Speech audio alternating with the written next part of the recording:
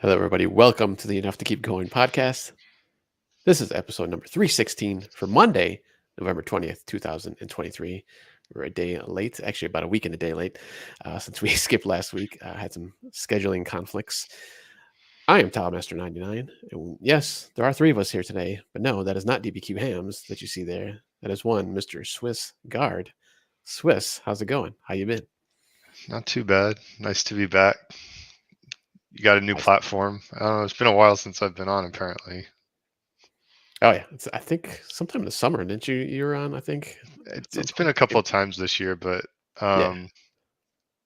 there hasn't been as much gaming for me lately, but it's been enough to keep going. So glad to be back. That's right. He said the thing. Enough to I keep said going. the thing. Also, we have behind the boards, Mr. Game Logic. Game, how you doing? Nice to have you here. Good, man. How are you guys? Glad to see Swiss back. Yep. Good. Doing well. Fortunately, DB was going to be here. We would have had all four of us, but he had to drop out at the last second. But it's all right. Hopefully, he'll be back next week. So let's jump into our games, our main GX stories for this week. We got myself and actually Game Logic on the first game, Halo Infinite. I actually played it on my Xbox Series X. I only played it. I played a couple of games actually, not too much. I had to download it first, and then I didn't have time once that finished, which it didn't take that long. But I just wanted to at least get it downloaded, and then the next day I played a couple games, just multiplayer games. I haven't done the campaign yet. I still got to go back to I think 4. I don't think I ever finished that campaign, so I always like to go in order. So I think it has a flow to it. I'm assuming since this is Halo, but I was playing a couple of multiplayer games. Actually, I only did one map actually, the same map in both games. I've been having some weird issues with my Xbox Series X. I think it's just the Series X on my TV setup. For some reason, it keeps dropping the network. I don't know why. Everything else seems fine, but I don't know. For some reason, the Xbox. And it's not just on Halo. I've had it with other games, Fortnite and Rocket League. Oddly enough, on Starfield too, because I guess that needs an internet connection, evidently. Well, I forgot I don't have that as my home setup, my home Xbox, so that's probably why. So there's that whole sharing thing that I'm doing with my son. But so I only had I can't even remember the name of the map, but it's like a cavern, big cavern map with like all these big huge crystals, kind of like strategically placed throughout the map. And I don't remember what the name of that was. I don't know if you know that, Game Logic. I'm assuming it's one of the newer ones because I don't remember that from when I first Yeah, played. it's like purple crystals. Yeah. Yeah. I don't know. I haven't memorized the name of the names of the new maps yet. So played those two. Did fairly decently. I mean, it's a shooter, so I mean, I'll talk about my other shooter I've been playing also later in a little bit here. But and it's Halo, so it's kind of it's just like a bike. You jump back on, and you start throwing grenades mostly, and I had a couple of little sneaky kills from behind, little melee kills, so it was always nice. But yeah, super quick for me. Like I said, I didn't play too much, but I definitely hopefully be playing it more this coming week. And I don't even know. It's just kind of like I'd say at least once a year or so. Like I get that Halo itch. Like I want to play Halo. Like even if I'm not playing any other shooters, it's just like, hey, I haven't played Halo in a long time. I haven't really seen anything about it, in a while. So I was like, I think maybe like on one of the podcasts they were mentioning Forge or something, and I was like, oh yeah, Halo. So I was gonna try to jump into Forge too, but then I started having all those network issues again.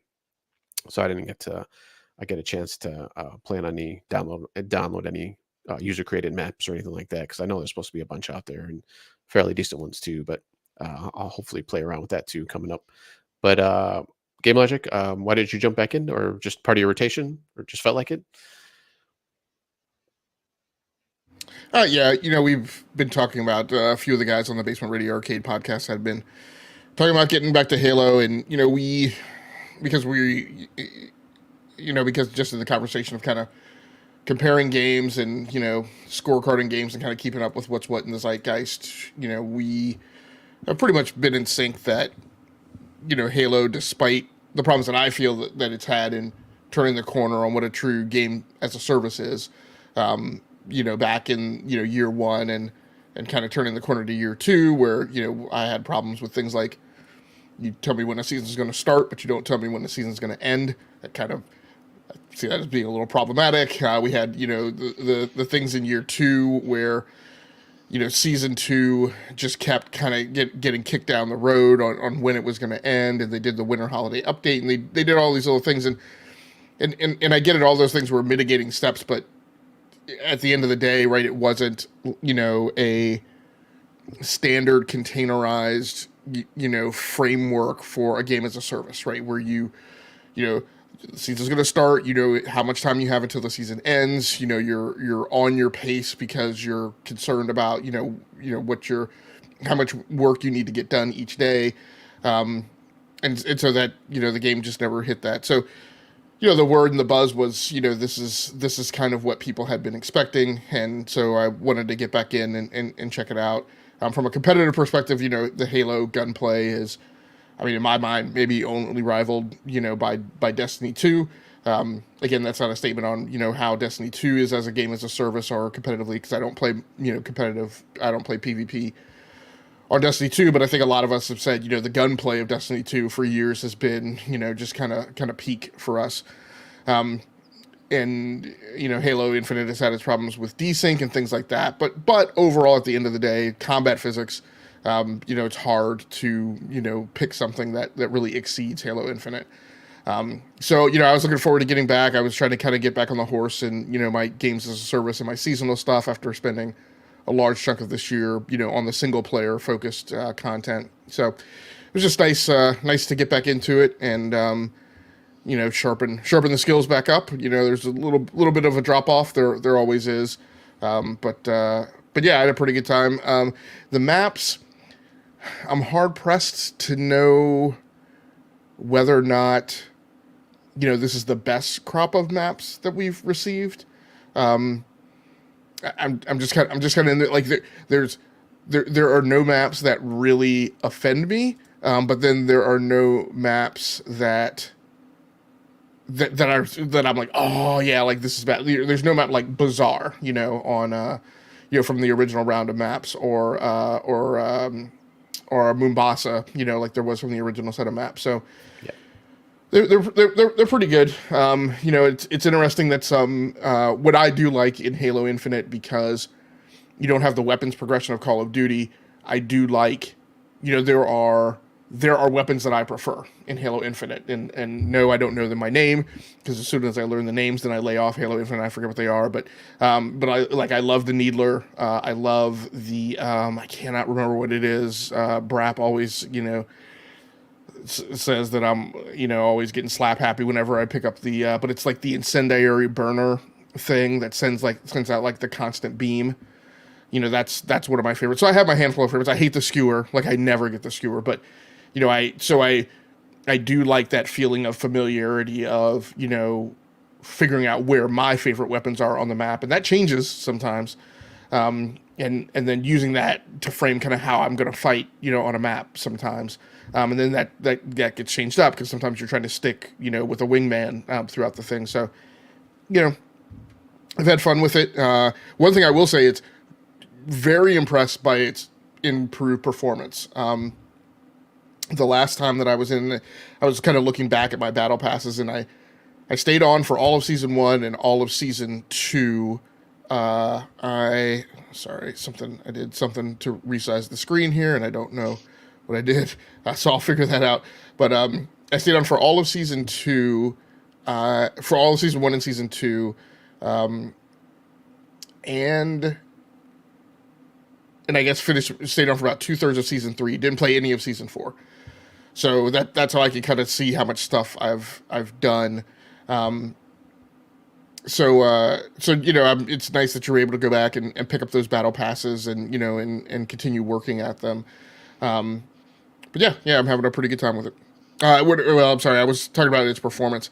The last time I was on, at the time that I kind of jumped off and stopped playing consistently, I was seeing lots of, performance problems. I was getting crashes. I have both the Xbox version on PC and the Steam version, because just the Xbox version, the Game Pass version was so unstable that I eventually just went and paid for the Steam version. So I could have an alternate version to go to when I was having problems with the other one. It's a lot more stable, not seeing any crashes. I've been playing at 4K, 1440p, ultra widescreen. I can't remember if I think it has DLSS incorporated now, and across those varying resolutions, getting anywhere from 70s when I'm 70 frames per second when I'm playing at 4K, versus 120 roughly, or 110 to 120 at 1440p, and then 140.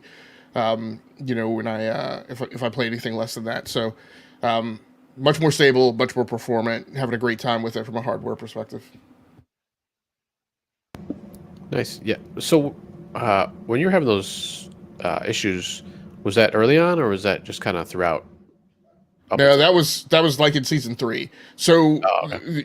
the thing that has happened in that has not been fixed, and that definitely bugs me, is in season. I think it was in season. Yeah, in season 3, a bug was injected where when you go into the armor configurator, it's extremely unstable, at least on PC. It's jittery. There's frame rate stutters all over the place. There's hitches and sticks. It's just a bad experience. And now I go into the armor configure. I basically have like the screen memorized enough that I actually kind of like don't really look at the screen. Like I go through the menus, and somewhat minor nit, but a nit of a quality of life thing that has never been addressed is it seems pretty natural to me that most players would probably want to go into the armor configurator, select a component of your armor, and see armor arrayed by the date acquired, most recent to least recent. You have to apply that filter manually, and you have to apply it every single time for every single individual piece of armor. There's no saving the filter, there's no setting the filter once and having that replicated across all the armor components for a single instance of changing out your armor. I've just accepted it as part of my workflow now, but when I like stop and let myself think about it, I get so irritated because I don't understand that. So, but basically now I know to go in, pick sort by date acquired, and then arrange by descending, and then I get the all the components laid out from the most recent to the least recent. But basically I'm flying through those menus and I'm just like not looking at the screen because that jitter just kind of really bugs me. But that was injected in season 3. It was never fixed. So around that same time was also when I was starting to experience, and there had been problems at the beginning, but when that bug was injected in season 3, that was also when I was starting to get things like B-SODs, or the game just crashing back to desktop, or hangs, in the middle of the game, where I could still hear the audio, but I was getting no video. Yeah. So those things seem to have been restored, and it's been pretty rock solid since I've been back. And you've been on the Steam version this whole time? I've actually been going back and forth, so it's actually both versions seem to be pretty stable right now. The Steam version.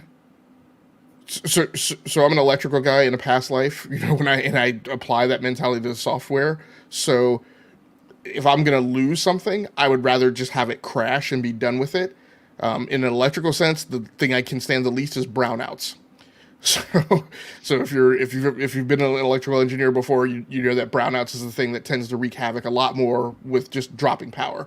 So and same thing with PCs, right? I just always get wigged out by fluctuating conditions and half hangs, and then I would rather just have you B-SOD out and be done with it.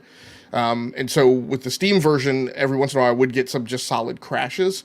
With the Xbox was when I would get a lot of what I would call brownout activity. But both were having problems. But I've had least fewer problems with the Steam version, but I'm having no problems with either right now. Nice. Yeah, like I said, other than the network issues, which is, like I said, I think it's something with my Xbox. I haven't seen, other than in the 2 games that I played, I haven't seen anything so far. And I do got to say, it's a very nice looking game. Like I think I kind of forgot about that, even on the Xbox side. Hopefully I'll get to play on the PC too sometime this week. But really not. And I'm just in a cave with rocks and crystals, but still, like everything looked really good. So I was kind of surprised. And I think there's a free battle pass. I don't know if that's like the main battle pass or if that's just like a free thing they threw in there. I'm not sure, but I thought I saw something about that when I was loading in. So it's like, if I remember correctly, I think it's like Fortnite now, where there is a free tier, just a free tier. and then but that free tier only lasts until sometime this month. So it may have, if I'm not mistaken, it should have already expired, because I thought it only went to the middle of the month. So it was a really weird. I wasn't super crazy about how they were handling it, but it was a free tier that was to like the middle of the month, and I mean, it definitely, when I read the ad copy on it, it definitely felt like something that was meant to kind of twist your arm behind your back, and like, if you didn't keep pace, right, to strongly incentivize you. Well, I've already earned 10% of the stuff, but I didn't earn everything that I could. I may as well at this point just go ahead and pay for the battle pass for the remainder of the time. It kind of felt like that kind of a Yeah. bait and switch, but at least, yeah, like you said, it's kind of nice, I guess. Things that have been improved, and I mean, these things were things that kicked in back in season 3. That I think, it's great now that you can use every helmet with every armor core. It's great that I can't remember, but I think in the case of the battle pass, you now just get the armor cores, and then you work all right. It's not like back in the old days when you had to earn your armor cores. So you start off the new season with like a new suit of armor, basically, I think, is the way it's working. Of course, the thing that still makes me grind my teeth is they still make you acquire shoulder pads individually, which just bugs me. But yeah, it's nice that there was some level of free there, for people who needed it or want it. Yeah, when I first actually loaded in, I had like I think 2, maybe 3 like things that I just unlocked. I was like, oh, okay. So I don't know if that was just like free stuff that came through, or I don't know, because I don't even think I got any of the seasons. I don't think I bought any of the seasons. Maybe the first one.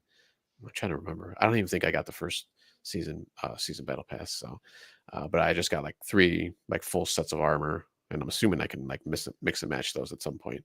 I didn't really dive too deep into the customization right now, but it's kind of nice. Kind Yeah, of like the samurai one, which was kind of cool looking. So yeah. The thing I didn't like about the samurai one, and again, maybe they've adjusted it in this season. The samurai one was the one where they eventually, I think, just gave it to you, but you couldn't earn any of the attachments. So it's like my least favorite piece of armor now, just because I don't have all the fancy stuff for it that I can earn for the other stuff. But there were points where they were allowing you to earn them like during events, but then you have to be like playing like the whole season, to understand when those LTEs pop up. I will say another nice kind of freebie that they gave you, which was what I've been saying the whole time, is they just needed to compensate players who have been playing like the whole time, with or even not necessarily, but people who have played but then left and then come out. They just need to compensate those players. I mean, because people left because there wasn't enough content, or there wasn't enough variety, or there wasn't enough to keep them engaged. And I mean, I've always said that as a matter of retaining those players, that they just needed to give them some freebies. So it was nice that at some point, maybe it was season 2, maybe it was season 3, but the Rakshasa armor, they were very stingy originally about the armor coatings, and they were only special armor coatings for that. But eventually, they went back and retrofit that armor with the cadet shaders, so you had at least like 9 shaders, right, plus all your specials. Again, just to give you some variety. So, that's there for people who come back. yeah. All right, Swiss. If you don't have any questions or comments, if you want to jump into your game. So I forgot what brought it up, but on the Discord, DB had mentioned something about Cocoon, and jogged my memory that I had seen at some Nintendo Direct the trailer for it, for the Switch. It's made the lead designer from Limbo, which I never played, but I played Inside, which was an intriguing game. So I went ahead and picked it up because it's only like 20-25 bucks on the eShop, and I've put a few hours into that. So it's another interesting game. I think I really like it. It reminds, like, it gives me the feeling of, if you remember Eco back for the PS2, where it's like kind of mysterious. They really don't give you a lot to go on. You know, the game doesn't have dialogue in any real language. It's just a lot of clues and just ambiance, and you're just getting from point A to point B with your character. Um, Cocoon's a lot like that. They have like the whole concept of worlds within worlds. So you're kind of like this sci-fi bug. There's only one button to interact with the environment. You hit the A button, and that's about it. They don't show anything. You just kind of discover it as you play and how it can interact. But the game feels like a blend between like Portal and Eco, because you're getting from point A to point B, but there's this whole worlds within worlds concept where you kind of warp into like an orb, which is like an environment. You can jump out of the environment, and when you're outside the environment, it's like a ball. So think old school Men in Black, right? Like the so he's just done a really great job of setting up these. A lot of them are like switch based puzzles. You you do the actions in a certain order. But the orbs themselves also kind of function both as like maps, but also as power ups. So it's kind of like they're taking all these concepts and he's woven them together in a clever way. So like there's like more of an arid desert sci-fi environment. That's the orange orb. But when you have that orb and you're holding it, it will make certain platforms like appear. So as you carry it around, these other platforms will appear and you can get from point A to point B with them. Whereas like there's like the swampy type orb, and that's the green orb. When you're outside of the green orb and you're holding it, it allows you to like kind of climb, like it uses like this weird thing where you can climb up and down pillars, so to speak. So it's just each one kind of has like these little power ups. So you have to. It does a really clever job of you having to switch between the orbs. There's places where you can swap them out. You might have to put the orb down and go into that orb, do something, come out in another area, and then grab a different orb and go backtrack. So it's very clever.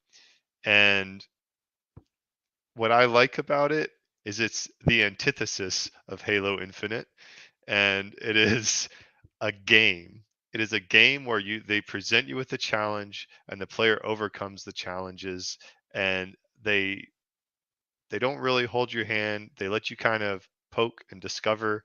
And so it's I don't think it's going to be everybody's cup of tea, because I think it'll be a little slow for some people. But if you were like a fan of those old school the Eco games or Shadow of the Colossus, and you like Portal, like that whole puzzle aspect, this game is like gonna like really fit in your wheelhouse. So So I see you've returned to the podcast to erect the old single player versus multiplayer strife and contention again. I mean, somebody has to.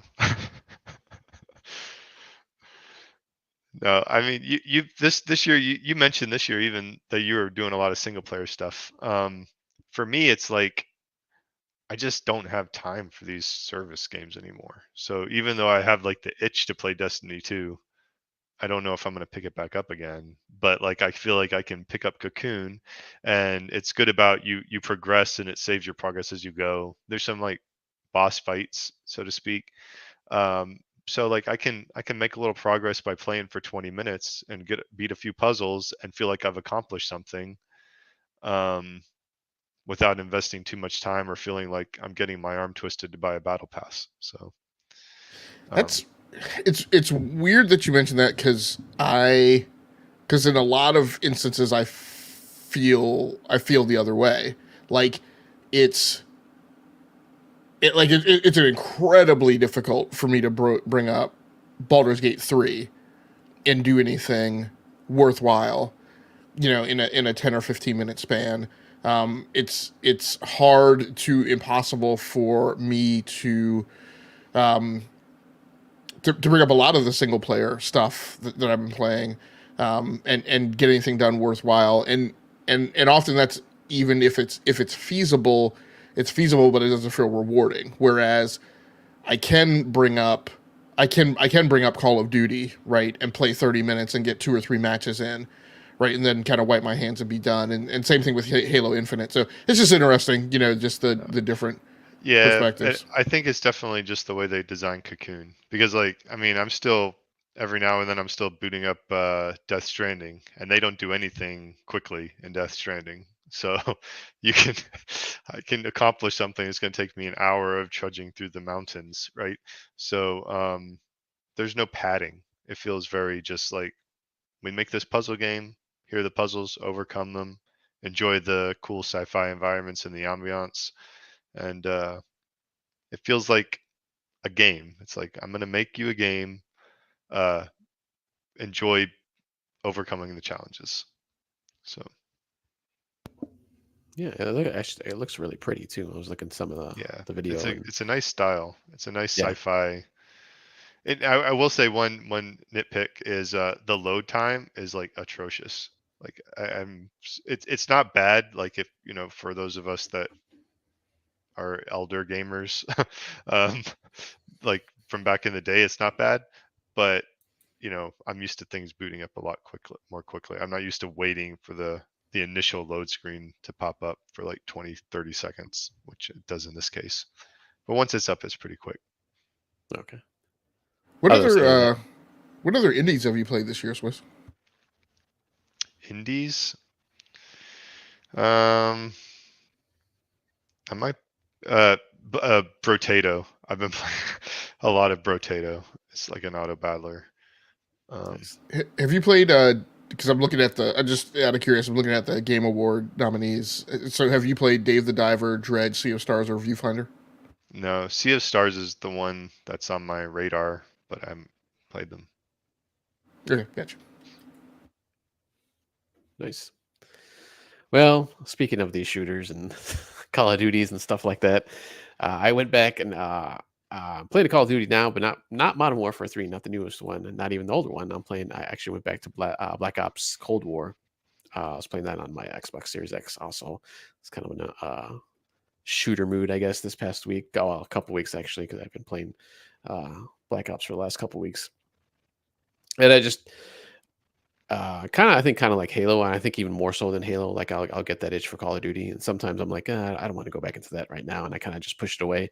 This time, it just kind of overwhelmed me with, I think, with kind of Modern Warfare coming out, and I didn't. It didn't really seem to grab me, Modern Warfare 3, and the last couple, I didn't. It didn't really interest me. I think I've mentioned it before. I've always liked the Black Ops series and Treyarch's games in general, going back to like World War II or World at War back in the day. They kind of I always kind of gravitated more toward them. So I just wanted to jump back in, and just get some multiplayer gaming going on. So I've been playing a lot of mostly just team deathmatch. I've done a little bit of kill confirmed and just regular free for all death matches. So every man for himself. But it was nice just to get back in there and shoot and die. That's pretty much all you're doing in those games. Like Game Logic said, you get like a few games in a half hour, and then you're good to go. But I played a good amount. Not so much this past weekend, but the weekend before, actually. Unfortunately, since we skipped that show, I didn't get to talk about it. But it was just kind of nice getting back into that groove and getting back into Call of Duty. And maybe at some point, and I know Modern Warfare 3, a lot of people have been saying that, and it was supposed to be, from all accounts, just a DLC, I guess, to Modern Warfare 2. Because I believe that all the maps for Modern Warfare 3 are just remakes of past maps. A Game Logic, I don't know if you looked into it all that much. I believe that's what it is for the most part. Yeah, I'm not. Yeah, I'm not sure if that's all that was in there. I know that was the big highlight, but I haven't checked out Modern Warfare 3. I have one co-host again on the Basement Radio Arcade podcast who has said actually Modern Warfare 3 is his number, and he's a huge shooter fan and plays Yeah, and it is very meticulous, right, about measuring and detailing, right, his feedback and his perspective on how these games, measure up and match up against each other.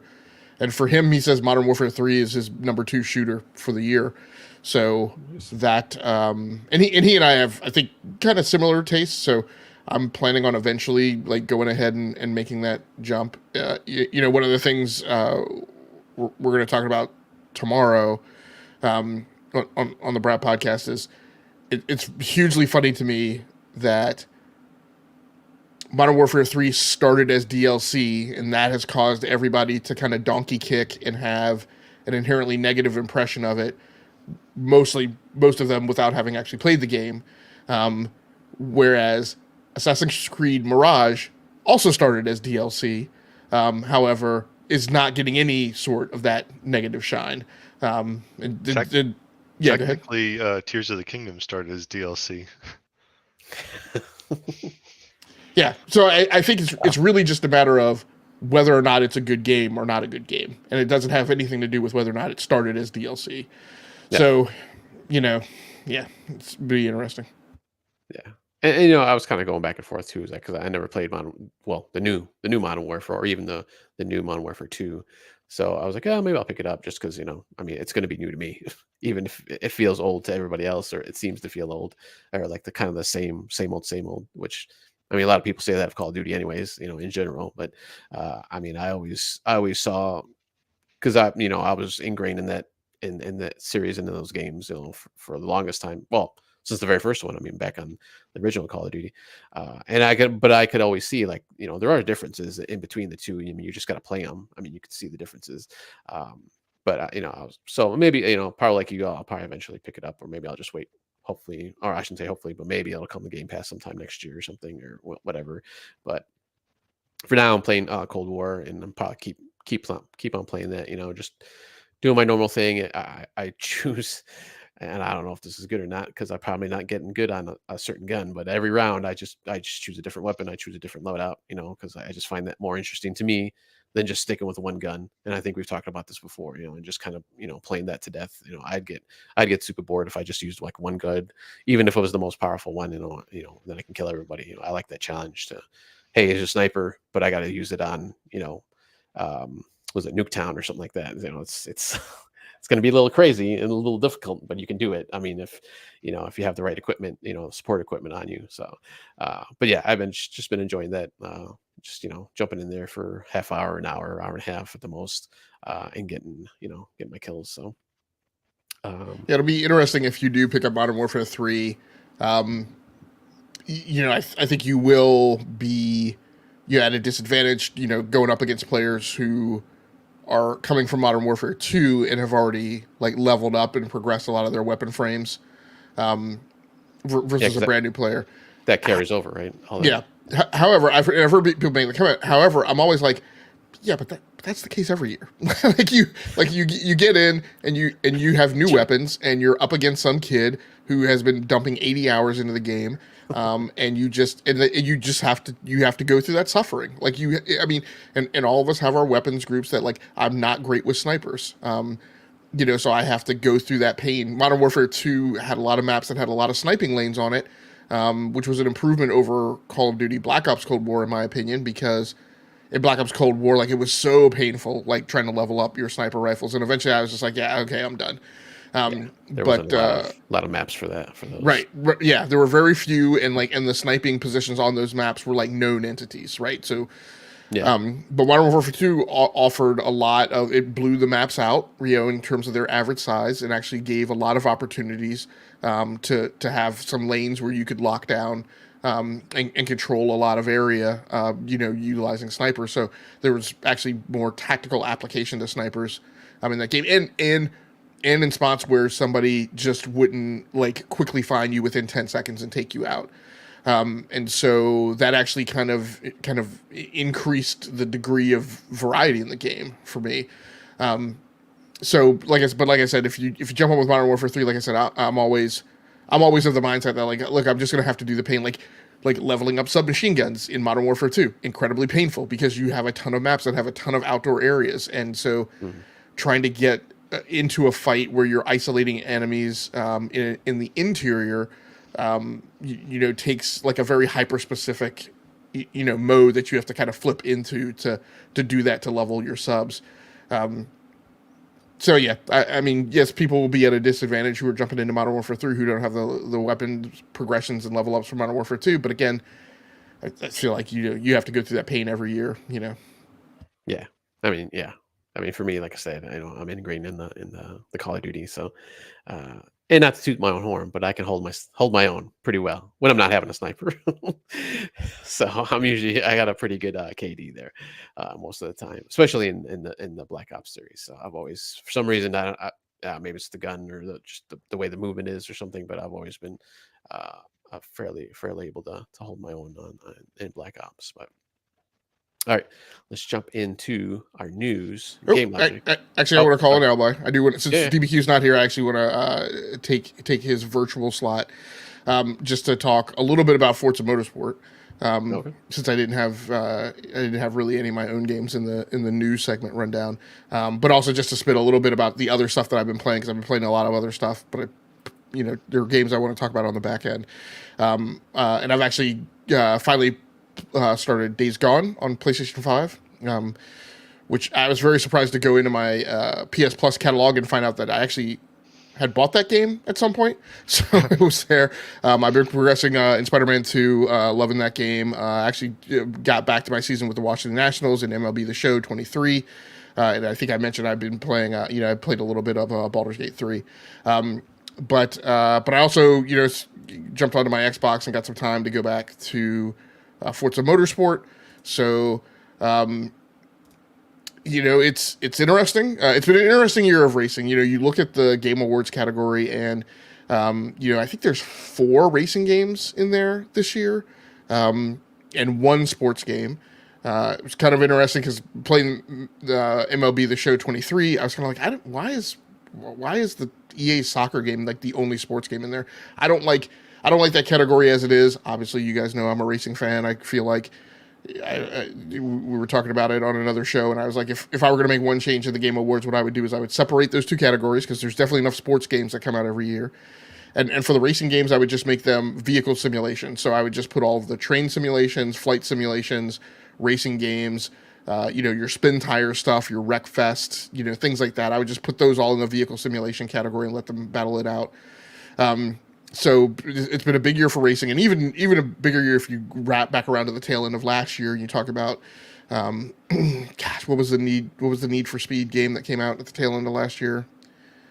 I always want to say Underground, but it wasn't an Underground thing. I was say Underground too. Yeah, no, I can't remember. I can look it up real quick. But going back, we've had EAWRC, which again I'm not a super huge fan of right now. We've had F1. Amazingly, the Crew Motorfest made it in this year, but like I said, we finally got Forza Motorsport, and it's been a bit interesting in that it has kind of a little bit of that kind of old Gran Turismo, panache to it, where part of the fun of the old Gran Turismo games and even current Gran Turismo games is going through and playing and racing vehicles that you could literally go down to the car lot and buy right today. Yeah, it's Gran Turismo is not all about racing only the exotics and $1 million cars that you would never even have the opportunity to even look at, right, in most cases. And so there's a little bit of that in Forza Motorsport where, I played, I went back, I was playing one of the track days, which career mode has a few tabs in it. I mean, one of the tabs is the intro tab, so you can pretty much ignore that, but it has your regular career mode, but then it also has some daily challenges, weekly challenges.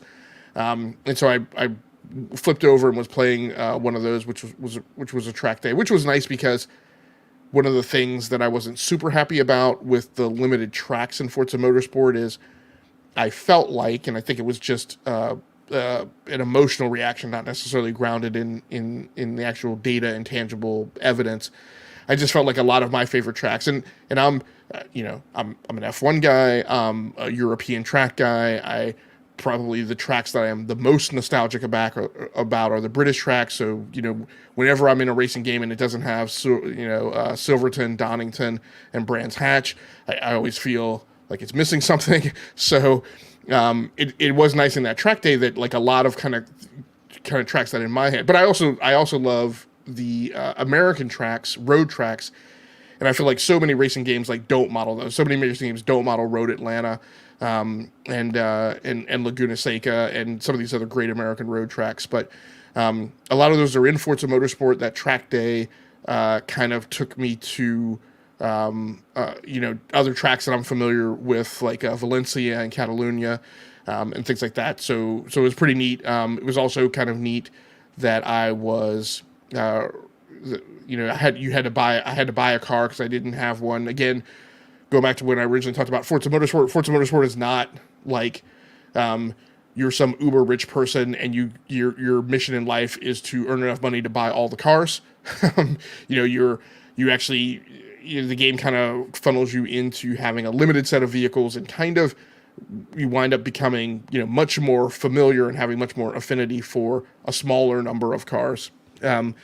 And so the car I wound up having to buy was the old Acura, I think Integra RS. So this was a vehicle that kind of came into the zeitgeist, when I was coming out of college. So it was just interesting, and neat, kind of nostalgic to go back and like drive like a regular car, but then, kit it out and tune it out, for the racetrack, and then to take it and drive all these tracks that familiar with, but aren't necessarily like on the Formula One rotation right now. One of those was Lime Rock, right? Again, talking about the great American road track and GT tracks that don't get modeled in a lot of racing games. So the game still needs some work. It's definitely not hitting the Steam community with much favor right now. I think it's down at like 36 or 38% on Steam, which just means that there's some real problems with it. I have it on PC, but I haven't gone back to it recently since the first outing. Like I said, I was playing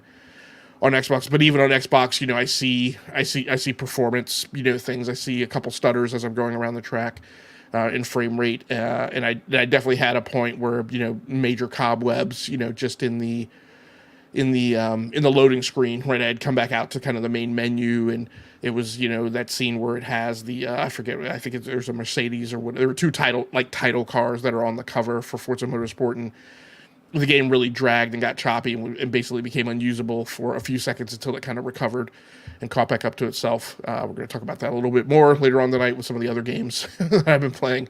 But having I would say, in comparison to my first game that I talked about, Halo Infinite, where I said I'm having a pretty good time going back to it, this game is that, on a scale, I'm probably down in kind of the mid-range in terms of, how good a time I'm having with Forza Motorsport right now. But there's enough there to keep my interest, and I'm sure I'll go back to it and check it out some more later. Nice. Gran Turismo's never been on the PC, right? Or has it? No, it is not a game that's ever been ported. I was just wondering. All right. Now, let's go into the news headlines. Game Logic, you got the first one on Immortals of Avium. Yeah, this story over on Games Radar by Jordan Gerblick. Immortals of Avium director blames poor sales on busy release calendar and says no one anticipated Baldur's Gate 3 to be so successful. When Immortals of Avium, the EA original FPS from Ascendant Studios, launched back in August, I wondered if it would be buried under the weight of higher profile releases like Starfield, and apparently I was right. Ascendant CEO and Immortals of Avium game director Brett Robbins told Windows Central that the extraordinarily busy release calendar this year made it hard for the studio's debut title to find an audience. So, I'm a little torn on this. I think maybe this sits in the realm of one of my cliches that I use at work, in that I am empathetic, but I don't know that I'm sympathetic. I get it. It's been a busy year, tough year, hard year. Immortals of Avium delayed and held itself back to give the team, 4 to 6 weeks of additional time, right, to put some polish on the game. But what I'm also struck by in recent past is I also on Twitter came across, I can't remember who the coach's name is, but it was a video clip of a coach saying, if your first thing is to blame someone else for a mistake, that's kind of a loser mentality. Now, I'm not saying that this team is a loser, that this, studio is a loser mentality. However, I will say there's a lot of, oh, this studio isn't doing well because it's somebody else's fault. Oh, this platform isn't doing well because it's somebody else's fault. Oh, this thing isn't, doesn't have the sales numbers or the revenue number because it's somebody else's fault. And I'm kind of like, that's bollocks, right? Like, companies make products, they create a supply, consumers decide whether or not they like products, that creates the demand. If you put out a bunch of supply for a bunch of things that people don't want, then you wind up with results where your thing doesn't get bought. So, there's a part of me that's, and again, yes, I've been on a tirade about the whole participation trophy generation and all that kind of stuff. Look, the gaming industry is tough. It's hard to put games out, regardless of what year you're going to come out. Right? We have past historical events like when Titanfall got squeezed between Battlefield and COD. We have the years where Sekiro won Game of the Year, which I think the nearest competitor to it was like Control. But then, like, throughout all the other award shows, then Control kind of cleaned up. But I knew during that time, my contention was I didn't know whether that was maybe arguably a soft year.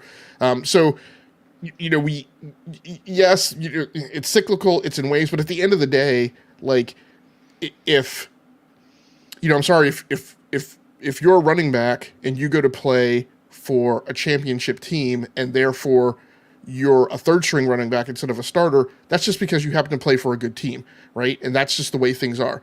If you're competing in the NFL in a year where every team is good or a lot of teams are good, that doesn't make you better, right? That's just, like, at the end of the day, you're still competing and you still have to figure it out.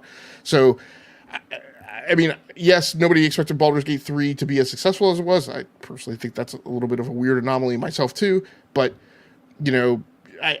if I take Baldur's Gate 3 off the table and Immortals of Aveum sells a lot better and hits a lot better, does that speak more highly of Immortals of Aveum, or does it just mean that it came out during a soft year? So I don't know. I'm a little kind of in between on this take. What about you guys? Yeah, I mean, Baldur's Gate came out on PC. I'm looking here now. I believe on the August 3rd, with Avium coming out about a few weeks later, August 22nd, and then it came out to, I think, PlayStation. Baldur's Gate came out to PlayStation on the 22nd. I'm sorry, on the 6th of September. So yeah, they had a bit of time there. I mean, obviously it came out to PC first, and I think Immortals was on pretty much everything: PC, PlayStation, Windows, or Xbox. So I mean, no Switch, obviously, but so I don't know. I mean, yeah, I mean, you can kind of. I don't know if he wanted to word it like that. I don't know if there's another way he could have worded it where he wasn't kind of like trying to blame, Baldur's Gate and on everything, or if he was even saying that in the first place. Like, obviously, it didn't help in the long run, and most likely, but it does kind of seem like he's just kind of, trying to blame other things on other people. And I don't remember, was Avium reviewed well, or because I know It was very, very kind of middling. mid. Okay, yeah, all right. So I mean, and not that review scores and reviewers are end all be all, obviously, because there's been stuff all the time that gets mid reviews or bad reviews, but still it goes to critical success customer wise. But sometimes that happens. But I don't know. It seemed interesting, like an interesting game. I didn't get a chance to check it out yet. I still want to though eventually. But we'll have to see. Swiss, any comments on that? I just, I mean, I agree with you guys. I don't really like that he called out Baldur's Gate 3 specifically. I mean, I guess just due to the launch windows, but it feels like, the industry's not some monolith where there's only like one game that is capturing people's attention at any given time.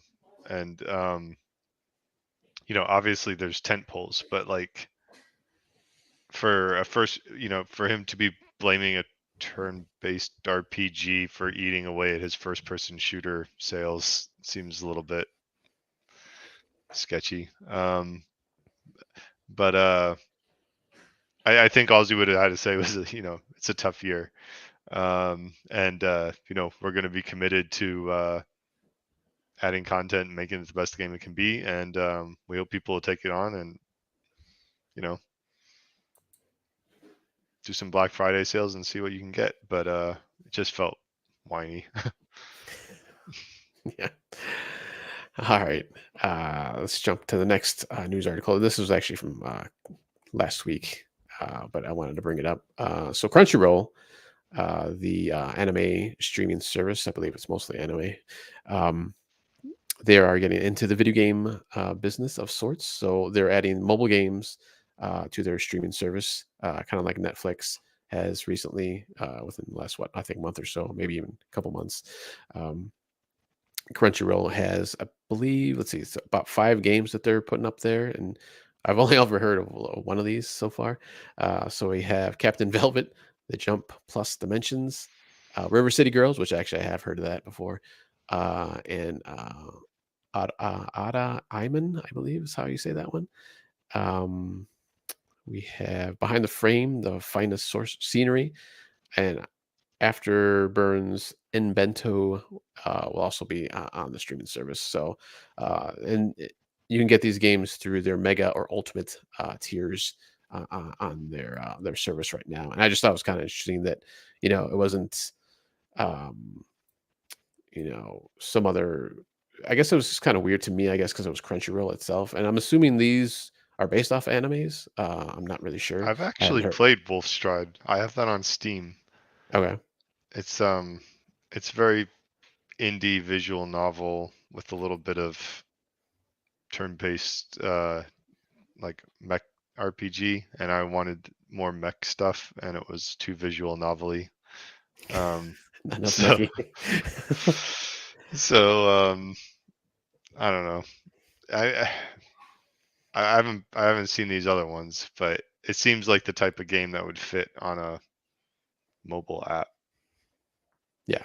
Yeah. So these are for right now, or from last the 7th, November 7th, available on Android, Google Play Store, and then sometime in the near future you'll be able to get these on iOS also. So another streaming service offering their video game games out there. So I mean, it's not a bad thing, I suppose. It's a nice incentive, for the people who are subscribing to these services. Now, when Netflix did theirs, I had no idea that he had done them for at least like probably a month, until I think I just saw like an advertisement somewhere, like just randomly. I was like, oh, they have video games. Like, that's kind of weird. So I did. That's where I had played Balloon 6, I believe is what they had out there. And then there's another game I can't remember right now that I had tried and downloaded. But it's nice to, for just a quick, if you want to get something and, play on your phone or whatever. So, or mobile device. So I guess that's not a bad thing. Game Logic, any comments or questions on that one? No? All right. Let's jump into the next news story. And I believe Game Logic, this is yours. Yep. So over on GameIndustry.biz, again, I would argue maybe the last decent place of games journalism currently alive today. Early Black Friday deals put Hogwarts Legacy back at number 1 UK box charts. This story by Sophie McAvoy. Hogwarts Legacy is back at the top of the UK physical charts following its release on Nintendo Switch, plus Black Friday discounting, pushing Call of Duty Modern Warfare 3 to second place. Black Friday deals have boosted sales for several titles, including EA Sports, FC 24, and number 3, which benefited from a 115% sales boost from being part of a PS5 bundle. I'm going to try to not read this entire article, but there's actually some, because they only posted the top 1 through 10, there's actually some good nuggets on other things that were going on in sales in the UK. So Assassin's Creed Mirage moved from number 10 to number 8 with a 165% rise in sales. Gran Turismo 7 and Forsaken also re-entered the charts at number 15 and number 16 because they were being bundled with the PlayStation 5. And when I say that, that's not to say that that people don't want those games. If people buy a bundle with a game in it, as I mentioned on another podcast, it's not like they're buying Duck Hunt or Road Rash. This is not the 1980s where people buy these pack-in games because they don't really want them and because they're the only things available. When I used to buy pack-in games for consoles in the 80s, I would pretty much promptly take the pack-in game, often throw it in a pile, never be able to play it again. Maybe sometimes I would play it just because I couldn't afford to buy, another game along with it, or I could only afford to buy one game. But we're in a different time and age now where if somebody buys the Gran Turismo 7 bundle with the PlayStation 5, it's probably because they actually want Gran Turismo 7. Other things that happened on the charts: Super Mario RPG in at number 6, followed by Bluey the video game. Swiss, my kids aren't gamers, but they're younger, but they're not gamers. I don't know what the heck this thing is. Do you have any idea what this thing is? I purchased a copy of this game. I don't want to be too loud in case there's some youngins on the other side of the door there.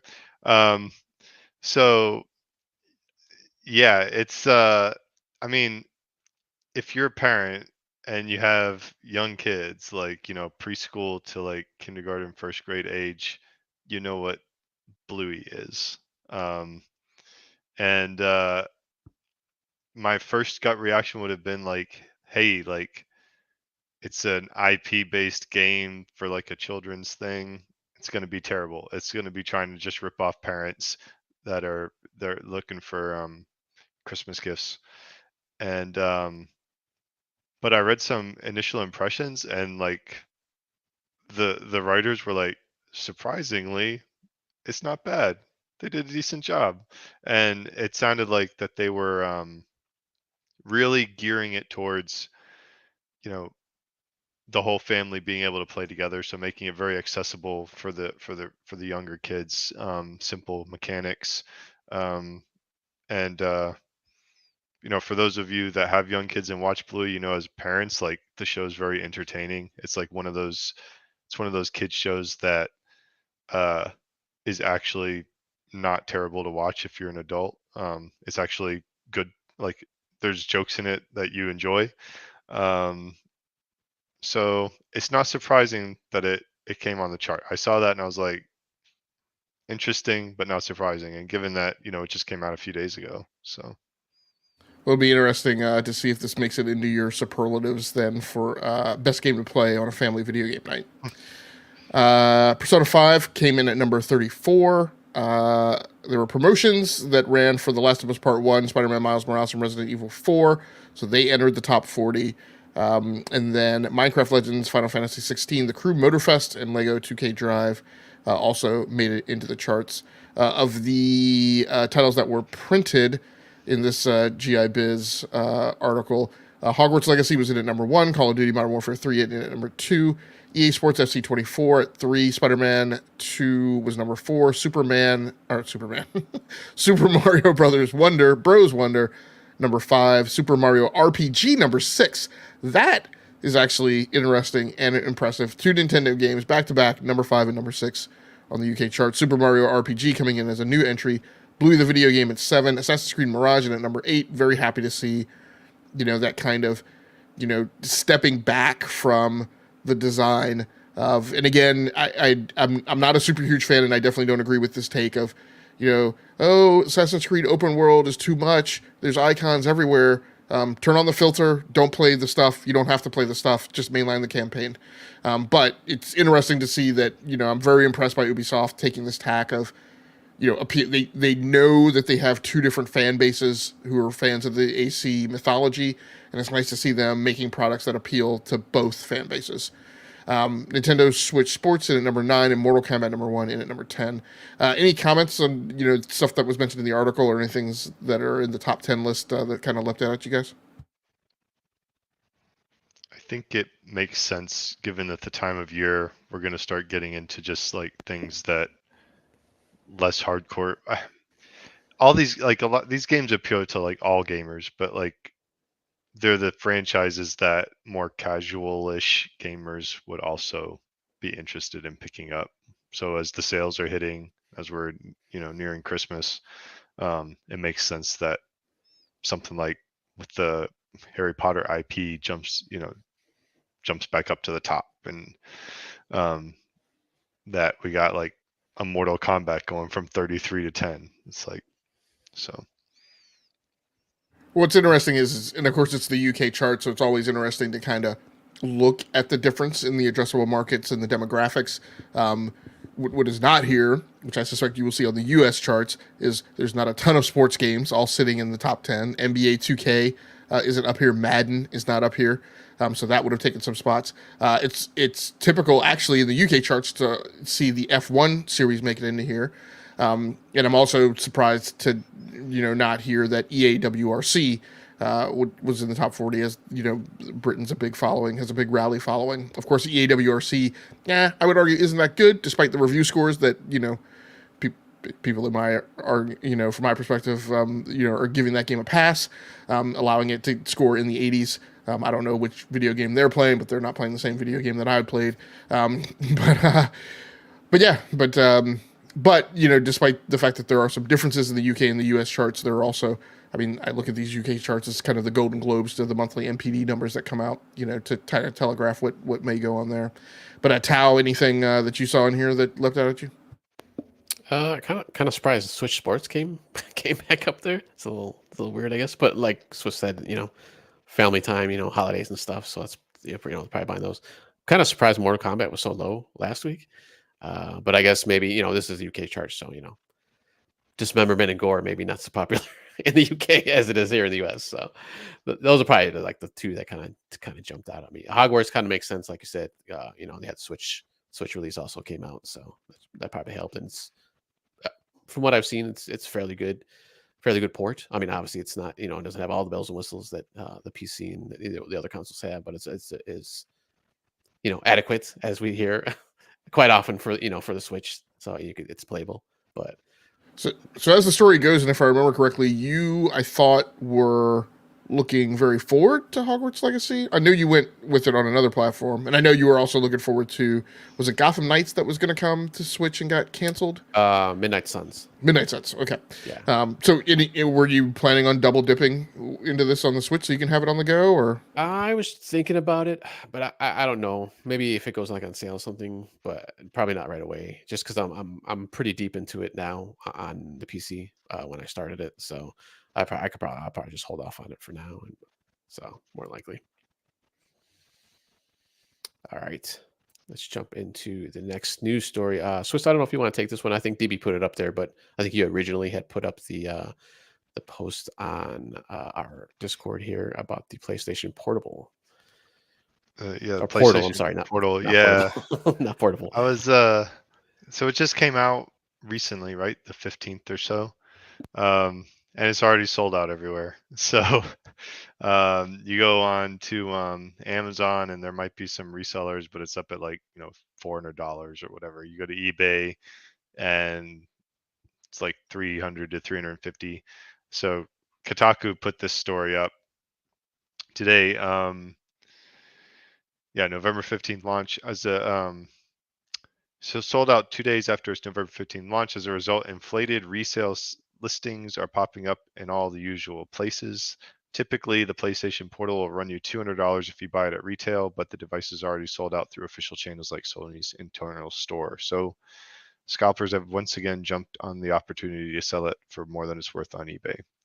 I'm not like necessarily excited about the article, like just it's annoying that we're still in the situation where the hardware is not selling or not available around this time of year. And I guess what really prompted me, like I'm interested in the PlayStation Portal. It's it's got the 8-inch OLED screen, and it's kind of basically got like a dual sense that they split and stuck to the side, so it has all the haptic feedback and everything. All the reviews were like, yeah, it's a cool device, but it's very niche, right? Like it's for a specific need, because it's not like you can install your games on it. You need your PlayStation 5. You can't really even play it on the go. You have to be connected, in some cases, relatively close to your PlayStation or your router. for the best experience within your own home. So it's really about, there's contention on wherever your PS5's hooked up. In my house with a ton of gamers, there's always somebody playing the Switch or playing, whatever. We got all our screens are taken up, and there's a queue behind them to rotate. So something like this, where I could play a PlayStation game, or one of my other kids could play a PlayStation game while another kid's watching Bluey on Amazon Prime, whatever, is very appealing. But given that, like, and I'm kind of interested in you guys' thoughts, like, whether did the reviewers like harp on that niche values too much, or did they underestimate the niche value, or did Sony just like not make enough? Because I would have figured if it was really that niche and it was something that most people wouldn't go for, it'd be a little bit easier to acquire. It certainly wouldn't have sold out within 48 hours. So I don't know. That's kind of where I'm at. Like, I'm kind of trying to figure out where the demand for this thing actually is. So before I let Tao go, I want to read one comment in the chat. So Otacon Ocelot says, Sony played it safe, didn't make millions to by chance have to eat 3/4 of the inventory if it failed. They're testing the waters for maybe a wider rollout with the PlayStation 6. That makes sense. Yeah. So is this can you use this device while someone's actually playing a game on the PS5, or does it has to be? No, it's basically a remote play, a Sony first party remote play tool. Right. Like, But I mean, if someone's playing like a game on the PS5, can you actually play on this device also at the same time, or no? no, I'm assuming it's not, right? right. Because it's streaming from the device. It's Okay. streaming from your PlayStation 5. It is because I've got all the nerds here. It's just like if you RDP'd into your PlayStation 5. Yeah. Okay. Okay, that makes sense. Yeah. So, I mean, I don't know. I mean, yeah, it's sold out, and yeah, it's the majority of those people are that bought it as part are these resellers, unfortunately, like you said, because that's still a thing, evidently. But and evidently, they're just going to jump on every little thing now. It doesn't matter like how niche or big it's going to be. So it just seems kind of weird that, at least that to me, at least it seems kind of weird. I don't know because I don't have a PS5 and I'm not in that ecosystem. So maybe if DB was here, he could answer that a little bit better, or maybe Game Logic if you have any thoughts on it. So I'm sensitive to time. I'm watching it, but I am going to go on a bit of a rant. So I would say 90% of the reviewers who are negative about this device, for the reasons that they were negative about the device, not saying that there aren't valid reasons for being negative on the device, but most of the reviewers that I saw who are an incompetent bunch of nincompoops and incompetents and nitwits. I may have said incompetent twice. Here are the multiple problems, right, with a lot of the reviews that I saw. Number one, I've had the great fortune of podcasting with you gentlemen for, I think, going on something like 9 years or more here. And throughout those 9 years, I have listened to each of you three, not me, each of you three, talk about products and devices and use cases that this is the exact thing for. I have heard Tao you talk about when you had the Nintendo Wii U, and instances where you were right in the living room, in the family room with the wife while she was doing something on the TV while you were on the Wii U tablet. I've heard all of you guys mention stuff. Swiss just mentioned it, right? In a house where there's more people than there are screens, right? And everybody has this impression or behaves like they're me. My household is the opposite. I have more screens than there are people, so we don't run into this problem. But you guys have the problem where there is screen contention. And just like Swiss said, this is the type of device that can alleviate that screen tension, where you have multiple consoles hooked up to a television. You therefore have that television occupied by not only video game consoles, but streaming devices or other things that may be going on that screen. Or, like I said, I think that there's an over estimation of how many 4K screens there are in a household. Lots of households only have one 4K screen, and so that's where all of like the premium prime, video components are hooked up to. And if that screen is occupied, and that screen is typically in the central meeting place of the household, right? It's because if you have company, you want them to be able to see the 4K screen. It's where the family gathers to watch movies. If that screen is taken up, your next screen might not be a 4K screen, or doggone sure may not be a 4K screen with HDMI 2.1, VRR and ALLM and 120 hertz, right? Where you're going to want your PlayStation 5. So it's so weird to me that in this age where we have had a steady conversation of screen shifting and displacement of entertainment content to smaller screens and remote screens, that everybody acts like this is some wackadoodle product completely out of Mars that nobody would have anticipated or expected. That's absolutely ridiculous, and I think it's mostly driven by brand alignment and wanting to shout down, right, people who don't like PlayStation 5. The next crop of people are people who don't understand anything about networking. Again, I have all of the nerds here. We talked about this when we talked about Stadia, Xbox Cloud Gaming. You have a lot of nitwits who have their PlayStation 5 hooked up to Wi-Fi, who complain about not having, right? Nitwits who are like, oh, I had to buy an extra base station to amplify my signal or extend my signal. Yeah, you need to understand how Wi-Fi works, and if you're off in some flipping corner of the house where you don't get good coverage, then you're going to have to extend from your base station, right? That's not a PlayStation Portal problem. Now, physics problem. Yeah, right. And I mean, and this is, look, I mean, I've worked around communications like all my life. In the early part of my career, I was responsible for things that weren't digital communications. And one thing that it's very super difficult to get people who aren't into this stuff to understand is that radio wave signals do not travel the exact same point of line of sight, every single day. The sun creates a problem. Dust creates a problem. Light creates a problem. Temperature creates a problem.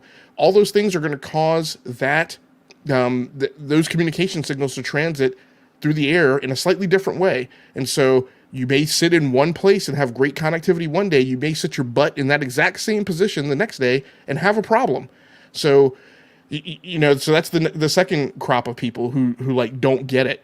Then the third crop of people are the people who seem to not pay any attention to business. Oh, well, I really want this thing to be able to dedicatedly play devices on metal, on the hardware itself. I'm like, guys, we already did that.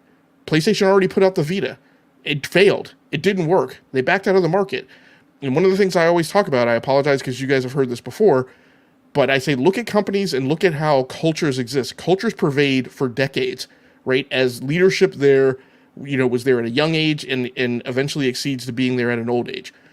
You look at Apple. Apple is fist tight with money. Why? Because there are people who were there when the company was literally one payroll from going out of business and only remained a going concern because of Bill Gates' last minute infusion of cash.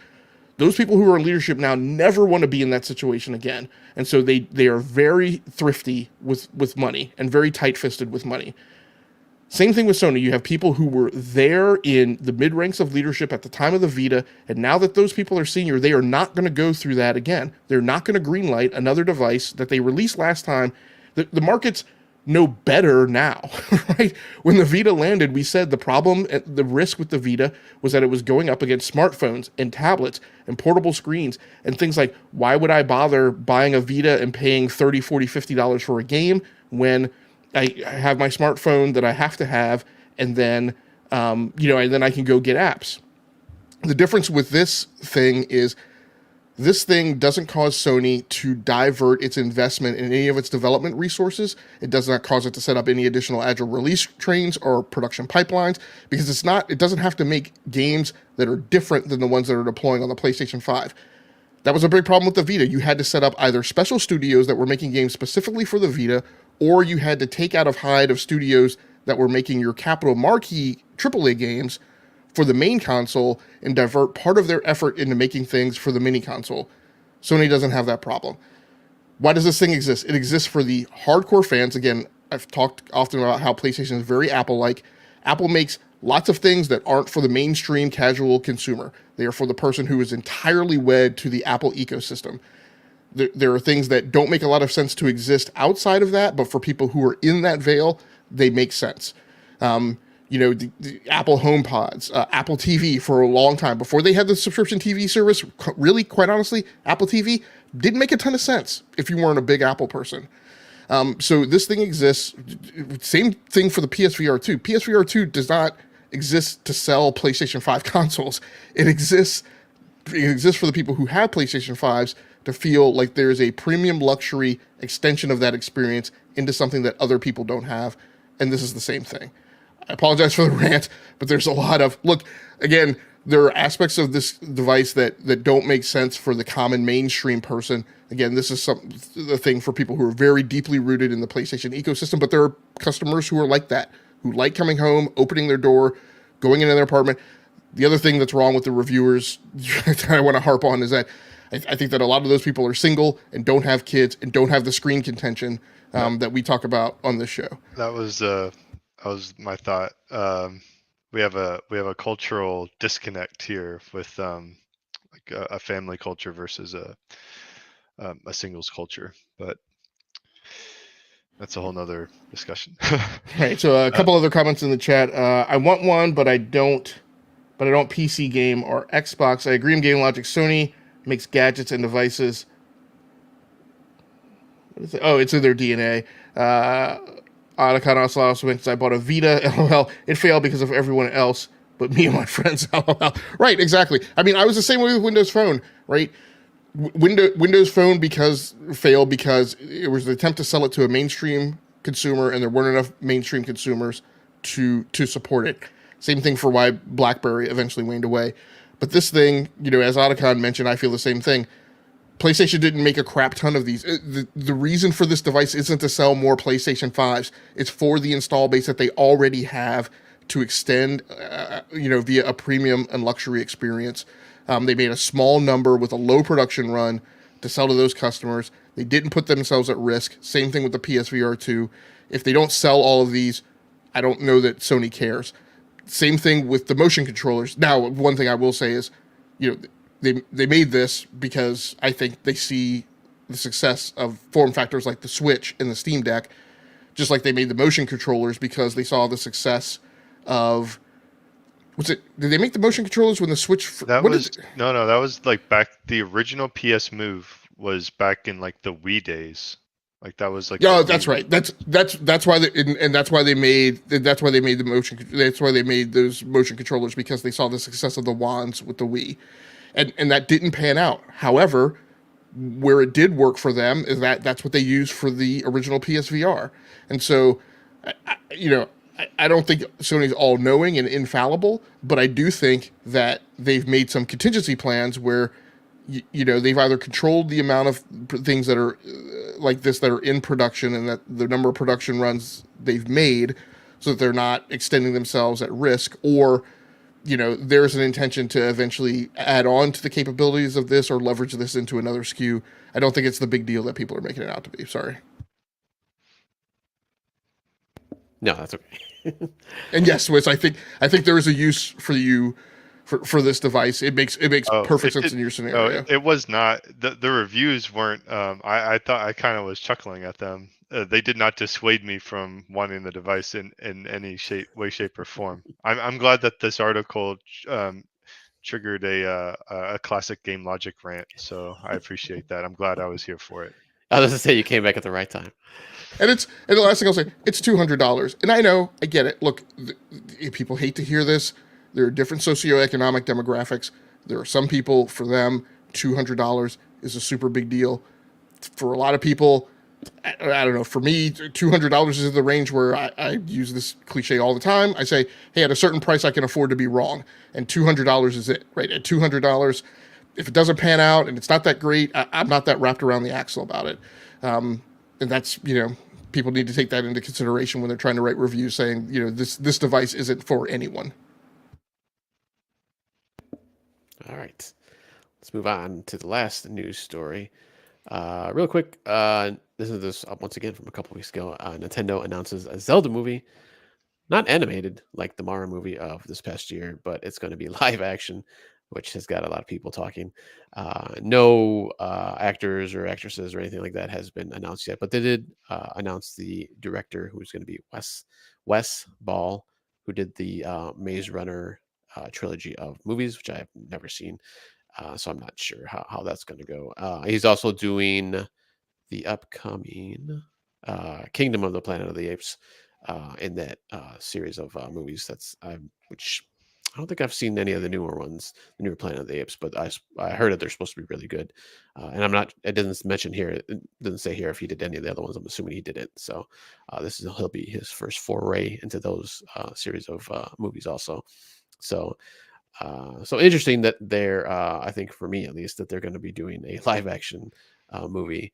um, I guess that's much natural progression, I suppose. Maybe it lends itself maybe a little bit better to Zelda. I mean, you can do Lord of the Rings, Game of Thrones type-ish stuff, which I guess you could do animated too, but I guess in this case they want to do live action. I guess the big question now is, will we finally, I shouldn't say finally, because I think we've heard Link talk in previous cartoons and such.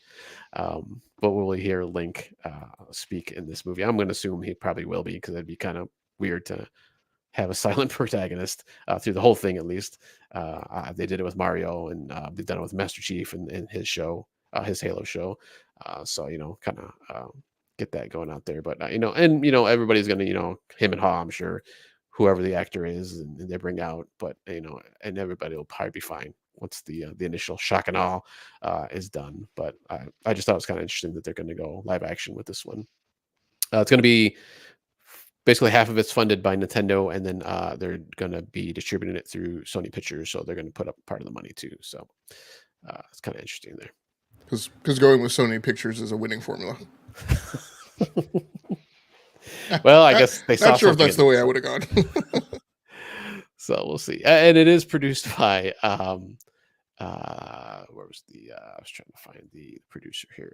Aran Productions chairman, who's Avi Aran, who's done a lot of the kind of the older X-Men, Spider-Man cartoons of old, of the 90s. But he's also has done the current Spider-Man movies, so and Into the Spider-Verse. So well, animated, yes, they're good, and some some live action, but he's been a glom on, and has typically been the one that I would contend has been the reason that you see things nosedive, like Spider-Man 3, and like Andrew Garfield Spider-Man, just stopping like for no reason. I don't think Avi Arad is I don't know that he's a part of the formulaic success of those franchises. So he's been doing those, and I guess he was also done, I guess, the Uncharted movie. So I mean, that take that as what you will, I suppose. I haven't seen it myself, so I can't say whether it's good or bad, but which actually has Tom Holland in it also. So maybe we'll see Tom Holland as Link. Who knows? Yeah, maybe I would have tried to partner with maybe DreamWorks, for instance, or I know those guys at Disney and Marvel and Kevin Feige. I know those guys are all super busy, but they're also super good at what they do. And maybe just in the realm of the possibility, like I know you don't want to consider these atoms colliding, but maybe Nintendo doing something with Disney may have been a better way to go than to give it to the production company that's bringing us Madam Web. Come on. They've done what was the other, Morbius, I think. I'm sure that was. It's Morbin time. It's Morbius. Upcoming Craven the Hunter. I think they should have just done they should have given it to Studio Ghibli and done like a classic anime. That would have been. Yeah, that would have fit. I don't know. I'm a little bit nervous. But the little Swiss guards here are all excited and were asking me when we were going to go see it. It's like, you're going to be waiting a while.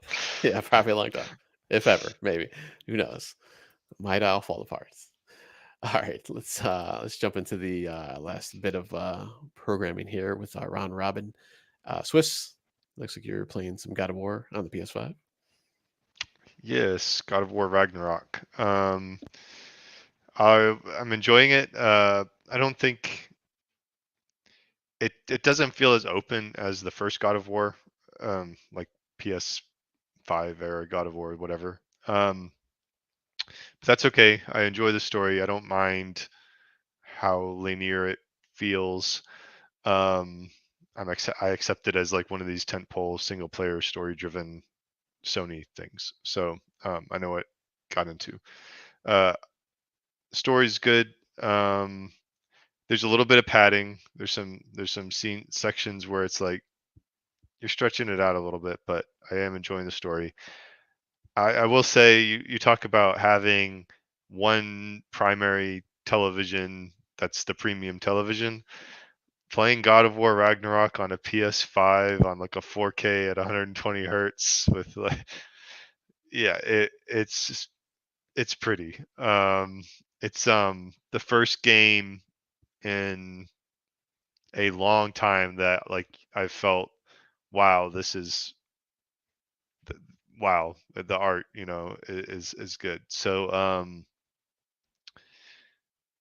I'll that these are kind of quick hits. Those are my thoughts, but still awesome to,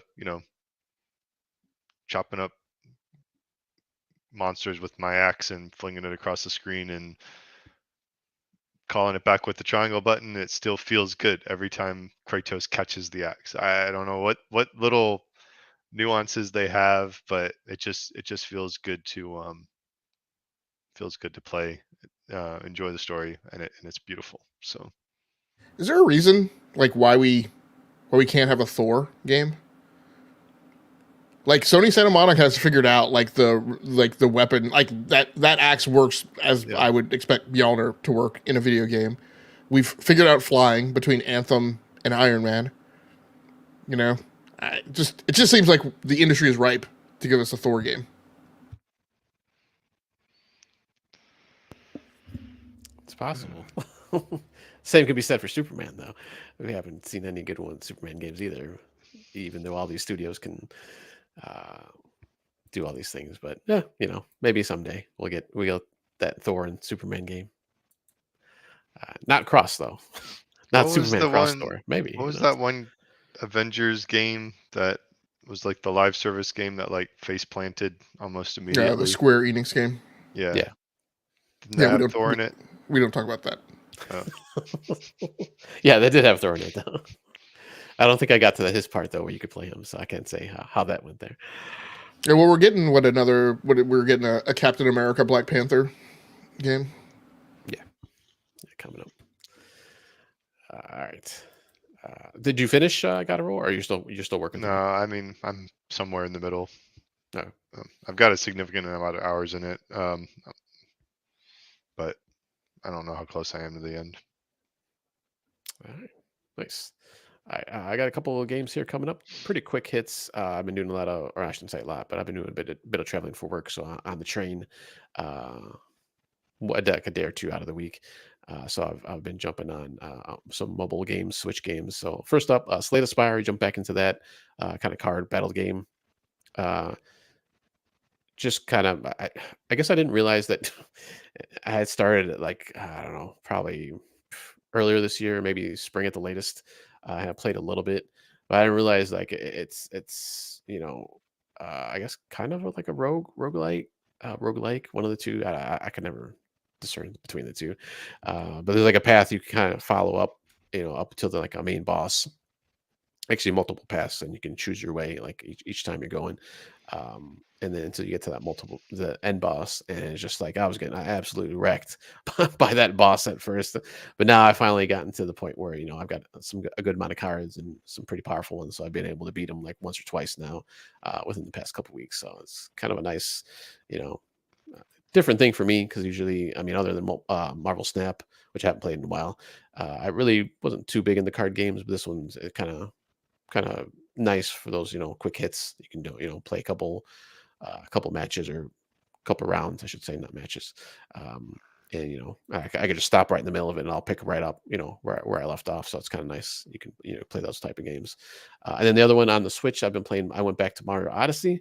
So not Mario Wonder, not yet. I do want to pick up Wonder at some point, but playing Mario Odyssey, and I'm on what I think is the final level, because I keep thinking it's the final level, and I get dropped to some other planet or some other space somewhere, and then I just keep going. It's like I think I've battled those bunnies or rabbits, whatever they are, like 10 million times, I think, in this whole game, because they keep coming back. But I'm at Bowser now, so I'm assuming maybe this is the end. I don't know. Maybe I have to fight him like 3 different times. Who knows? Kind of seems like you got to do that, but I'm still enjoying it though. He's giving me a bit of trouble right now, but I'll figure it out. Try to get past his defenses or his offensive uh, attacks. The one kind of seems impossible right now, but I'm sure there's some way I can get around it. So hopefully I can finish that off here in the next few weeks or so. Uh, yeah, I it's probably one of my favorite Mario games of the last few or so. I haven't really played too many of the 2D ones. Wonder, when I eventually get to it, will probably be like the first one in a long time that I've played. But I'm having fun with Odyssey right now. Game Logic, you had a few games here that you were going to talk about. So the first one is Alienation on the PlayStation 5, which was just a big discovery, surprise to me. Digging through the PlayStation 5 catalog to kind of, find some things that I didn't know about. I was very surprised to find out this is a game by Housemarque, of Returnal fame and other roguelike fame, and a darling of, I guess, the Sony fans, and recent acquisition, by PlayStation. It's a twin stick shooter. There are kind of some unique, not unique, but some neat gameplay elements. First of all, the guns, just they're not unlimited range. So a lot of times you play twin stick shooters and your bullets fire out of the weapon and they just go across the entire length of the screen. That is not the case here. You have to reload them.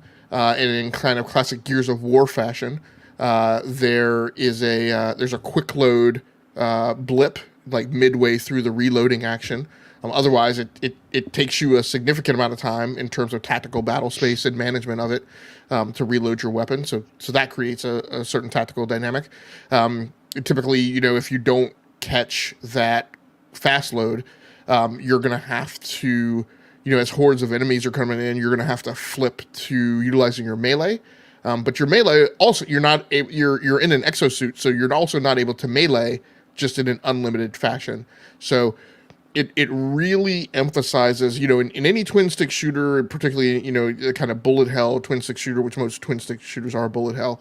Battle space management and the geography of the battle space is something you have to manage. You have to manage your spacing. You have to give yourself enough room for avoidance. But this kind of creates an additional acuteness in the management of time as part of that battle space geometry, almost kind of giving it a fourth dimension. And so it's super interesting to play through. I love it's kind of like a classic. It's almost kind of like Far Cry, like the things that I love about like a Far Cry 5 game. If you isolate those to a level, so you go in and you do a mission, and you go around certain areas of the map, and you can pull the map from the mini map out to explode it, so you can kind of see where you need to go on the level. You have the freedom to go around the level however you see fit.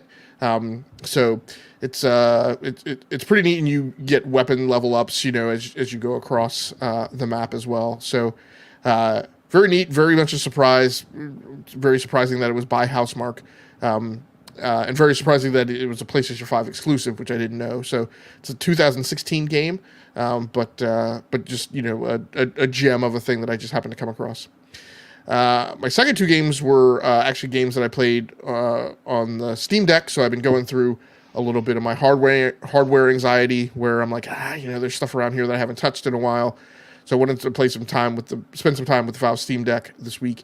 One of the things that I played was American Truck Simulator, which is one of those games that I was like, it was the first game that I actually played on the Steam Deck when I got it last year. Plays wonderfully on the Steam Deck because American Truck Simulator is very much a game of precision, and when you get into into the parking areas and stuff. It's very small incremental movements. Lends itself really well to the Steam Deck and even its ergonomics, which as of late I've been saying I'm coming to the realization that the Steam Deck isn't really a great platform for driving games when you're using it in handheld mode. But American Truck Simulator does fit really well with the Steam Deck form factor.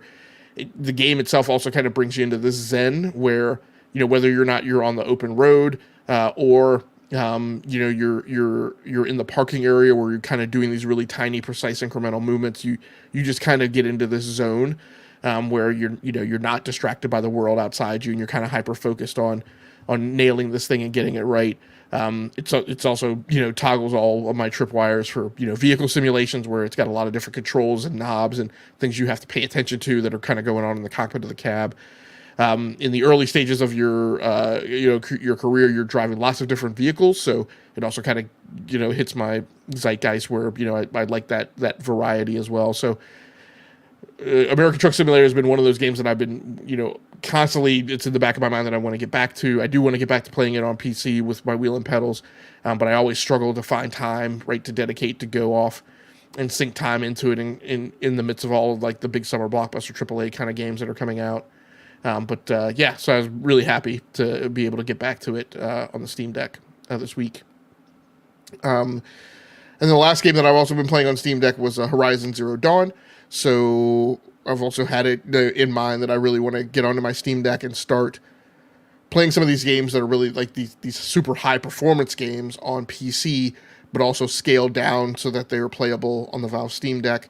Horizon Zero Dawn is one of those. I started this session off trying to play this game for whatever reason. You can call me a knucklehead for playing my Steam Deck in docked mode, but I do that every once in a while. It's not just about having the portable form factor. It's about having the ability to play PC games in a low power compute kind of platform and scaled down to where, again, I'm not running a beast of 12 fans, right, in order to crank out 120 frames, and I'm able to give those machines a rest for a night. So I started off playing Horizon Zero Dawn in docked mode. For some reason, and I think I've seen this with driving games too, my Xbox controllers are having some wonky behavior, where I'm experiencing like disconnects and things, and I'm not I'm losing control over movement, and so I don't know if that's wonky behavior that I'm seeing when the Steam Deck is in the dock. I went off to Google around and kind of look up some things about other things that people have reported about their experience with Xbox controllers, and I've seen a lot of reports of people saying that they work fine, but then I realized, all of these guys, for whatever reason, they're not playing in docked mode. Like they have the Steam Deck out like on a stand, and then they're playing right using an Xbox controller. So maybe I'm seeing some weird behavior that occurs only when the Steam Deck is docked and you're playing with an Xbox controller. I'm not sure. So I didn't take the time to run that science experiment, with it out of the dock. I just took it out of the dock and started playing with it in handheld mode. Can you remind me whether you have the official Steam Deck dock or like? I do. Okay. Yeah, I have the JSOW one also, but as soon as the official one became available, I put the Steam Deck, I put the JSOW one kind of in a drawer, and I haven't used it since. But like I said, I didn't rerun that as a science experiment with it out of the dock and just proceeded to play it. Horizon Zero Dawn is one of these games that it's kind of amazing that you're playing it in handheld. But the one thing it does, and I've seen the same thing with Uncharted, it does hit points where it gets so busy on screen that it starts to go into this degradation mode where you can see it having problems keeping up with the frames, and then it just gets worse and worse and worse, and eventually it just crashes out of the app. So just as our friend DBQ did, I did order the new Steam Deck OLED. One of the things that I'm curious to see and that doesn't get commented a lot about, cause I think because Valve doesn't want to make a very big deal out of it, that deck does have faster RAM in it, and so they've commented that the new OLED version of the Steam Deck is not any faster. But what I am interested to see is if that RAM allows slightly faster loading of assets so that I see fewer instances of that cascading degradation. And games eventually being dragged down until the app crashes. So it'll be interesting to see if that's the case. But yeah, but I've had a good time playing on the Steam Deck this past week. I won't get my OLED in time to take with me for the holiday, but I am considering if I'm in enough of a groove with the Steam Deck. I was planning on taking my Switch LCD, which I might still do, just because it's a little more compact, a little more portable, not as much of a brick as the Valve Steam Deck. But knowing that the OLED is going to be here when I get back, I may take the Steam Deck with me on travel just to kind of keep that continuity. And then have a good comparison point to jump into the OLED when I get back. Nice. Is there another major difference between the screen with the OLED and I guess the RAM you mentioned? It's 0.4 inches larger, and then it's just an OLED. It comes with a slightly different case. What's the screen size right now? I think it's 7-inch, and I think the new one's 7.4. Okay. All right. Cool. All right. And finally, I just had jump back into Fortnite real quick because they went back to the OG map, the very first original Fortnite map. Well, sort of. So each map was broken into chapters. So this chapter 1, and they actually started was in chapter 1. It went up to season 10, and they actually started season 5 because I think those first 4 seasons on that original map were pretty. It was just like a green, like just forest and green grass, um like green fields and stuff like that. There wasn't any like major differences too much within the map. So season 5, I believe, started with the different eras. You had like a desert area and the kind of snow area. I think the next season after that. So each month, and it's only a month that they're doing this OG Fortnite. So each week was a different season throughout the week.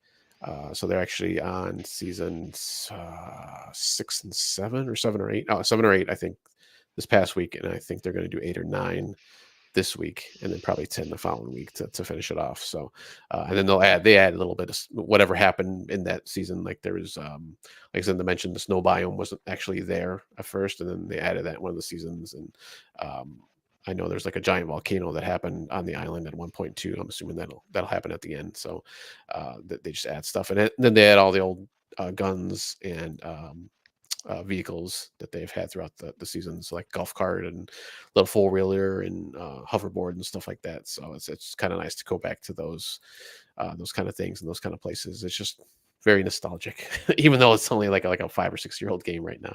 So Do you think they're going to do the same thing Blizzard did? So Blizzard now has WoW and WoW Classic. Do you think they're going to split these games out and have kind of Fortnite Classic versus the new?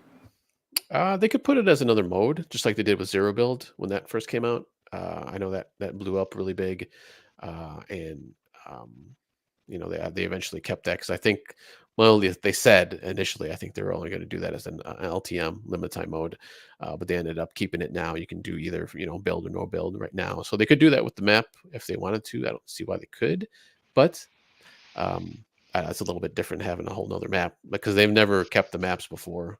This is the first time they actually went back to this old map. And when they went back to this old map now, you can't go back to the season. I think it was chapter 4, I think they were on. So that map is like gone. You can't play it right now, but it's possible. I mean, I know they've had a lot of big numbers once this old map came back. So maybe they'll just throw it into some kind of rotation, or maybe, like you said, they'll have it just as like OG, like Fortnite OG in their little Do they still have the original Fortnite, like the survival mode? Is that something that you can do? Yeah, you can still play that. Okay. They stopped adding content to it. They still support it, just for like bugs and stuff. But as far as like adding new content and all that for that game, they don't do anything like that. But you can still play it. Yeah, actually, my son started playing that recently, and he's been wanting me to play. I just haven't had time. I always wanted to try it because it's supposed to be pretty good from what I've heard. So I'll have to go back and check that out at some point. All right. Any other games that you guys want to talk about or comment on? Going back to that Need for Speed, that was Need for Speed Unbound, by the way. I forgot to mention that before. That was the newest one on 2022 that came out. Kind of like street racing. I know that was kind of the big part of it. All right, coming up, what's up next for us? I'm going to jump into Halo Infinite, but I'm going to try to play on the PC. My first outing when this originally came out was not very good. For some reason, I had trouble with the PC, but that was like when I got my new PC and hadn't really played any PC games, or especially shooters, in a long time. So hopefully now I'll be able to adapt a little bit better. Game Logic, you got one game up here that you're looking to get into? Yeah, so actually, I'll jump into this when we get off the podcast tonight. I'll be jumping into the Outer Worlds Spacer's Choice Edition on Xbox. So it came out in about March of this year.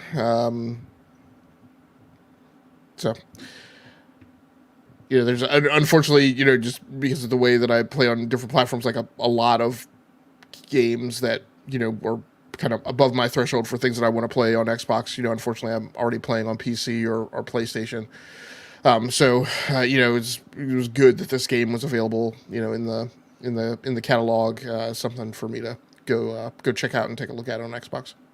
Nice. Is this like everything, like all DLC and all that? Is that what this? Yeah, it's all DLC, which is all of 2 expansion packs. So it's that, and I guess there were some other kind of tweaks and things that they made, and kind of changing the design of progression. Character progression and things like that. So all those things are in there. And then this is the version that is what's the word I want to use? It is made for the Series X. So I guess when this game first came out, Outer Worlds originally came out on Xbox One. Yeah. So this is an upgrade version. I hope I bought the right version, because once again, still 3 years from now, we're still having this conversation where I go into the store. There's multiple versions of the Outer Worlds. For whatever reason, for this title, it's not like the standard one where you go in and then you click the button that says Other Editions, and you see all of the other editions.